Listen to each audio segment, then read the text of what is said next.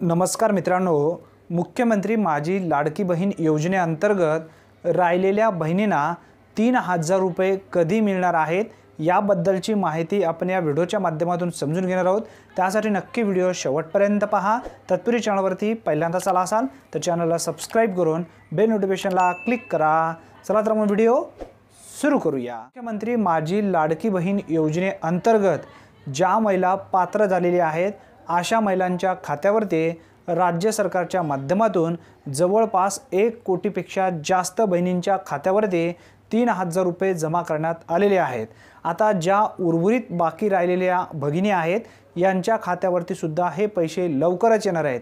आता हे पैसे कसे येणार आहेत हे समजून घ्या।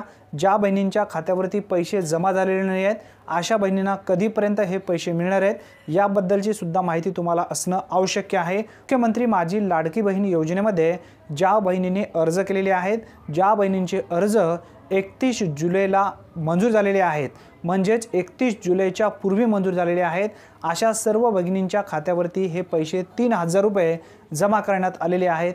आता ज्या बहिणींच्या खात्यावरती हे 3000 रुपये जमा झालेले नाही आहेत त्यामध्ये मुख्य कारण असा होता, ज्या बहिणींचे आधार लिंक नाहीत बँकेला अशा बहिणींच्या खात्यावरती हे पैसे तसेच बाकी राहिलेत। त्यानंतर आता जेव्हा हप्ता हा ट्रान्झिशन झाला किंवा हप्ता हा ट्रान्सफर झाला, ट्रान्सफर हप्ता झाल्यानंतर भरपूर अशा भगिनींनी आधार लिंक केलेले आहेत। आता ज्या बहिणींचे आधार लिंक पूर्ण झालेले आहेत अशा बहिणींच्या खात्यावरती हे पैसे जेव्हा तुमचं आधार लिंक होईल तेव्हा तुमच्या खात्यावरती हे पैसे येणार आहेत। आता हे समजून घ्या। आता ज्या भगिनी राहिलेले आहेत, ज्यांनी मागच्या महिन्यामध्ये अर्ज मंजूर झालेले नाही आहे किंवा 31 जुलैच्या पूर्वी त्यांचा अर्ज मंजूर झालेला नाही आहे अशा बहिणींना येणाऱ्या महिन्यामध्ये जे काही 3 महिन्याची रक्कम आहे 1,500 रुपये एकूण 4500 रुपये त्यांच्या खात्यावरती सुद्धा लवकरच जमा केले जाणार आहेत।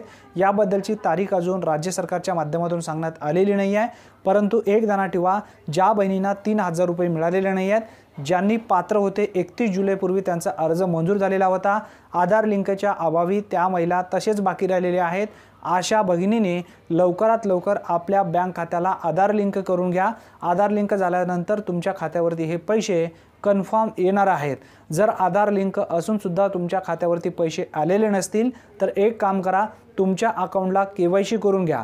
अकाउंटला जर KYC तुम्ही केलीत तरी सुद्धा तुमच्या खात्यावरती हे पैसे येणार आहेत। शक्यतो तुमच्या प्रत्येक अंगणवाडीमध्ये ती यादी देण्यात आलेली असेल, नेमके तुमचे पैसे कशासाठी बाकी राहिलेले आहेत, तुम्हाला काय करायचं आहे हे सुद्धा तुम्हाला अंगणवाडी किंवा ग्रामपंचायतच्या माध्यमातून सांगलं जाईल।